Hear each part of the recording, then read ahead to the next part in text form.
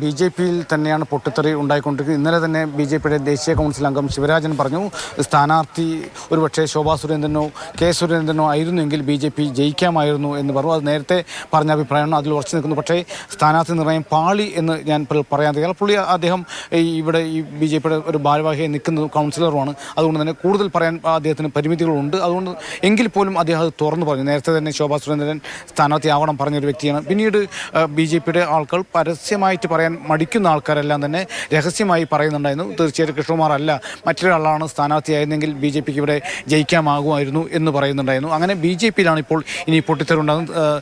ജില്ലാ നേതൃത്വം ഇതിൻ്റെ പരാജയത്തിൻ്റെ ഉത്തരവാദിത്തം ഏറ്റെടുത്തെങ്കിൽ അത് സുരേന്ദ്രനെ കൂടെ ബാധിക്കുന്ന വിഷയമായിട്ട് മാറും. കാരണം സുരേന്ദ്രൻ ഒരു മാസത്തിലേറെക്കാലം പാലക്കാട് തമ്പടിച്ച് പ്രവർത്തനങ്ങൾക്ക് മേൽനോട്ടം നയിച്ചാണ്. വലിയൊരു ആത്മവിശ്വാസം പ്രകടിപ്പിക്കും.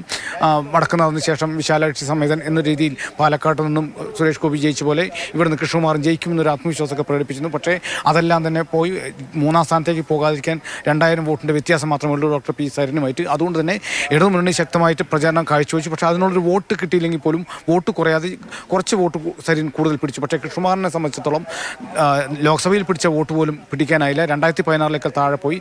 2024 നടന്ന മെയ് മാസത്തിൽ നടന്ന ആ വോട്ടെടുപ്പിൽ 43,000 വോട്ട് കൃഷ്ണകുമാർ നേടിയിരുന്നു. പക്ഷേ അതിലേക്ക് എത്തില്ല. ഈ ശ്രീധരൻ്റെ മെട്രോമാൻ്റെ വോട്ട് ബി.ജെ.പിക്ക് അല്ലെങ്കിൽ മറ്റൊരു സ്ഥാനാർത്ഥി കിട്ടില്ലായിരിക്കാം. 50,000 വോട്ട് എന്നുള്ളത് ബി.ജെ.പിക്ക് ഇവിടെ എത്തിപ്പിടിക്കാൻ പറ്റില്ലായിരിക്കാം. പക്ഷേ അതിനേക്കാൾ 24 ലോക്സഭയിൽ പിടിച്ചതിനേക്കാൾ കൂടുതൽ വോട്ട് പിടിക്കുമെന്നായിരുന്നു എല്ലാവരും കരുതിയിരുന്നു. പക്ഷേ അത് നടന്നില്ല. 40-ൽ 2016 ശോഭാ സുരേന്ദ്രൻ പിടിച്ച 40,000-നും താഴേക്ക് പോയിരിക്കുന്നു എന്നുള്ളതാണ് ബി.ജെ.പിയുടെ അവസ്ഥ. കാരണം അപ്പോൾ കേഡർ വോട്ടുകളല്ലാതെ നിഷ്പക്ഷമായ ബി.ജെ.പി അനുഭാവികളുടെയോ മറ്റ് ആളുകളുടെയോ ജയിക്കാൻ സാധ്യതയുള്ള സ്ഥാനാർത്ഥി എന്ന നിലയിൽ മറ്റു ആളുകളുടെ വോട്ട് പോലും കൃഷ്ണകുമാറിന് കിട്ടിയില്ല എന്നുള്ളതാണ്. ശരിയാണ്. എന്തായാലും ആ ഒരു കുത്തനെയുള്ള ഇടിവ് തീർച്ചയായിട്ടും ചർച്ചയാകും എന്നുള്ള കാര്യം ഉറപ്പാണ്. പ്രസാദേട്ടൻ, ഞാൻ ശരിക്കും മുൻപ് പ്രസാദേട്ടൻ ലൈവ് തന്നപ്പോൾ ഞാൻ ചോദിക്കണം എന്ന് വിചാരിച്ചൊരു കാര്യമാണ്. പക്ഷെ സമയമില്ലാത്തതുകൊണ്ടാണ് ചോദിക്കാതെ പോയത്. അതായത് കുറേ നാൾ ഈ പാലക്കാട് നിന്നതിന് ശേഷമാണ് പ്രസാദേട്ടൻ നമ്മുടെ ന്യൂസ് ഡെസ്കിലേക്ക് വന്നത്. പിന്നീട് വീണ്ടും ഒരു റിപ്പോർട്ടിംഗ് കളത്തിലേക്ക്, അതും ഉപതെരഞ്ഞെടുപ്പ് കളത്തിലേക്കൊക്കെ ഇറങ്ങുമ്പോൾ എന്തെല്ലാം കാര്യങ്ങൾ ചർച്ച ചെയ്തു. ഒരു സംഭവ ബഹുലമായൊരു തലത്തിലേക്ക് ആ പാലക്കാട് നിന്ന് ഇങ്ങോട്ടേക്ക് വന്നു, വീണ്ടും അവിടേക്ക് പോകുന്നു. നമ്മളെല്ലാവരും കൂടെ ഒത്തുചേർന്ന് അവിടെയുള്ള വാർത്തകളെല്ലാം തന്നെ കൃത്യമായിട്ട് പ്രേക്ഷകരിലേക്ക് എത്തിച്ചു. പക്ഷേ പ്രസാദേട്ടനെ സംബന്ധിച്ച് ആ ഒരു അനുഭവം എന്ന് പറയുന്നത് മറ്റുള്ളവരെക്കാട്ടിലും ഒരുപിടി മുന്നിലാണ്. ഒരു നൊസ്റ്റാൾജിക് ഫീലൊക്കെ വന്നൊരു സമയം കൂടി ആയിരിക്കുമല്ലോ. അപ്പൊ എന്തായാലും കാര്യങ്ങളൊക്കെ കഴിഞ്ഞു. എങ്ങനെയുണ്ടായിരുന്നു അനുഭവം എന്ന് കൂടി ഒന്ന് പറ. തീർച്ചയായിട്ടും പൂജ, ഞാൻ ഇന്നലെ രാജീവ് സാർ നമ്മുടെ എക്സിക്യൂട്ടീവ് ഡയറക്ടർക്ക് ഒരു മെസ്സേജ് അയച്ചിരുന്നു. ഒരു 2 വർഷത്തെ ഇടവേളയ്ക്ക് ശേഷമാണ് വീണ്ടും പാലക്കാട് തന്നെ ഒരു തെരഞ്ഞെടുപ്പ് അല്ലെങ്കിൽ ഒരു വലിയൊരു ഇവൻറ്റ് കവർ ചെയ്യാൻ വേണ്ടി വരുന്നത്. അപ്പോൾ ആദ്യഘട്ടത്തിൽ എനിക്ക് ഒരു ആശങ്ക ഉണ്ടായിരുന്നു, 2 വർഷം മാറി നിന്നല്ലേ എങ്ങനെയാവും നേതാക്കന്മാർക്ക്.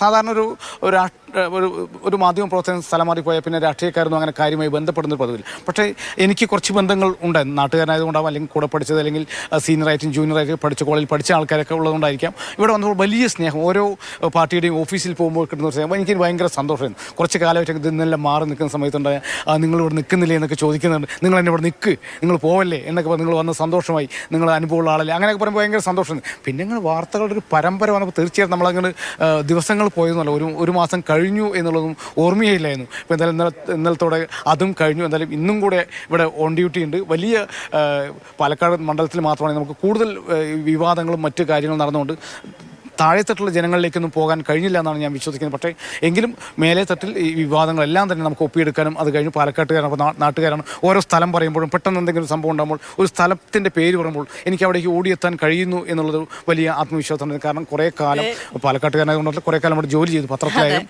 ദൃശ്യമാധ്യമത്തിലായാലും കുറേ കാലം ജോലി ചെയ്തുകൊണ്ട് തന്നെ ആ സ്ഥലങ്ങളെല്ലാം പിടിക്കാനും ഒക്കെ പറ്റി.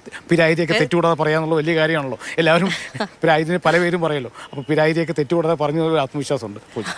ശരി ശരി പ്രസാദേട്ടൻ, ഞാൻ ശരിക്കും മാതൃഭൂമിയിൽ ജോയിൻ ചെയ്യുന്ന സമയത്തൊക്കെ പ്രസാദേട്ടൻ പാലക്കാട് റിപ്പോർട്ടറാണ്. അതിനുശേഷമാണ് ന്യൂസ് ഡെസ്കിലേക്ക് വന്നത്. എന്തായാലും ആ ഒരു ഏരിയയിലേക്ക്, സ്വന്തം തട്ടകത്തിലേക്ക് വീണ്ടും പോയതിൻ്റെ ഒരു ആത്മവിശ്വാസ സന്തോഷമൊക്കെ കാണാനുണ്ട്.